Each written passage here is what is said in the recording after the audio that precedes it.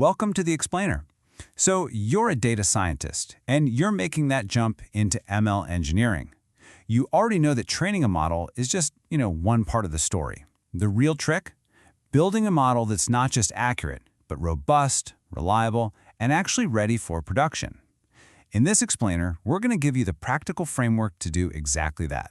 Let's dive in. So picture this. You've spent weeks, maybe months, cleaning your data. You've tuned your model, and hey, the training accuracy is through the roof. It looks perfect. But how do you really know it's going to work when it counts?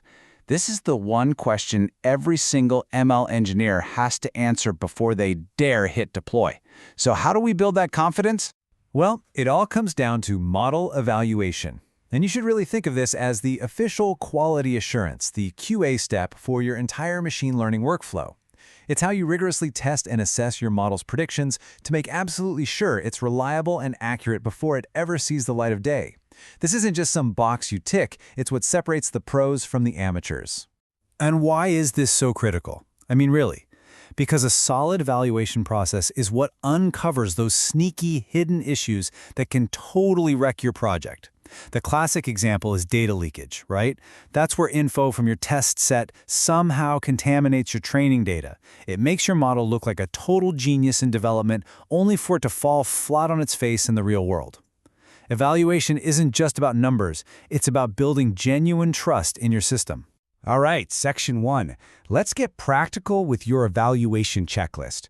Think of this as your pre-flight inspection before you launch any ML pipeline. So here are the 4 key checks we're going to walk through. First, we'll analyze the hyperparameter ranks. Then, we'll dig into the winning parameters themselves. After that, we'll scrutinize the model's predictions. And finally, we'll get a handle on our feature importances. Let's jump into the first one. First up on the checklist, analyze your ranks. Okay, so after you run a big hyperparameter search, you'll get this long rank list of results. The goal here is really twofold. First, you want to spot and just get rid of any parameter combinations that are obvious duds. And second, you need to see if your number one model is some kind of weird fluke or if it's actually part of a larger high-performing trend. Now, looking at a ranked table like this one, you can immediately start to see patterns. Are all the top-performing models using, say, a similar number of estimators? That's a great sign. It tells you you're in the right ballpark. But if your number one result looks completely different from numbers 2 through 10, well, that might just be a statistical accident, and it means you've got to dig a little deeper. Next up, we investigate the individual parameters. So while analyzing ranks looks at the whole combination, this step zooms way in. The goal is to figure out which specific settings are the real heavy lifters and which ones aren't really doing much at all. That can help you simplify things later. And a simple bar chart makes this so obvious, doesn't it? You can literally see that, for example, bumping a tree's max depth from 5 to 10 gives you a nice boost in your score, but pushing it all the way to 15 doesn't really help. This kind of visual instantly shows you where the sweet spot is and gives you a data-backed reason for your choice. Okay, number 3 is a big one. You have to scrutinize your predictions. Here's the deal. A model that's actually learning and generalizing should produce predictions on new data that have a similar distribution to the original training data. So, if your training set is, say, 70% Class A and 30% Class B, but your model is out there predicting Class A 99% of the time, something is very, very wrong. Now this is what you want to see. The chart on the left shows your training data, and the one on the right shows your model's predictions. See how they have roughly the same shape? That is a fantastic sign. It means your model has learned the real underlying pattern, not just some lazy shortcut like always predict the most common class. And our final checklist item, understanding feature importance. This basically tells you which of your data columns or features are having the biggest impact on the model's final decision. And this is awesome for 2 reasons. 1, it makes your model way easier to explain to people. And 2, it can help you make your model leaner and faster by dropping features that aren't pulling their weight. A feature importance chart like this just lays it all out for you, crystal clear. You can see right away which features are doing all the heavy lifting. And it's also a great sanity check.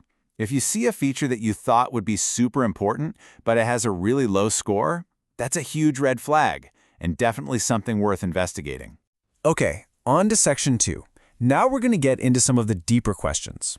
Beyond that initial checklist, a really solid evaluation means using specific tools to answer some fundamental things about your data and your model. And here's the first one, the question that haunts pretty much every single ML project.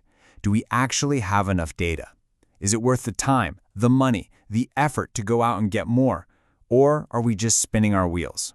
The answer to that question is found in learning curves. These graphs are amazing. They plot your model's performance as you feed it more and more data. If the performance lines have both flattened out, then hey, more data probably won't help. But if that validation score is still climbing and getting closer to the training score, that is a clear green light that getting more data is absolutely a worthwhile investment. And the second huge question is this: is your model the right complexity? This is that classic balancing act, right?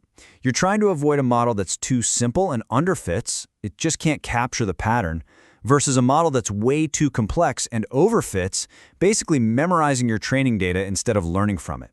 And for this, we turn to validation curves. These curves show you how one specific parameter, like the max depth of a decision tree, affects performance. It helps you find that perfect Goldilocks zone, where the model is just complex enough to do its job well, but not so complex that it starts overfitting and becomes useless on new data. All right, let's bring it all home. Section 3, from evaluation to trust. The whole point of this isn't just about squeezing out a slightly better accuracy score. It's about a fundamental shift in your mindset, from just building models to engineering AI systems that are genuinely trustworthy. So let's boil it all down. What are the key things to remember? First, treat evaluation like the serious professional QA process that it is. Second, actually use that 4-point checklist, ranks, parameters, predictions, and features to systematically inspect every model you build. And finally, use learning and validation curves to answer those really big, important questions about your data and model complexity. So here's the bottom line, the most crucial point of all. Look, anyone can train a model and get a good score, but a true professional ML engineer builds systems that are validated, understood, and trusted. And this kind of rigorous evaluation process, that's what makes all the difference. And all of this leaves you with one final, very practical question to think about. Which one of these checks are you going to put into your own pipeline first?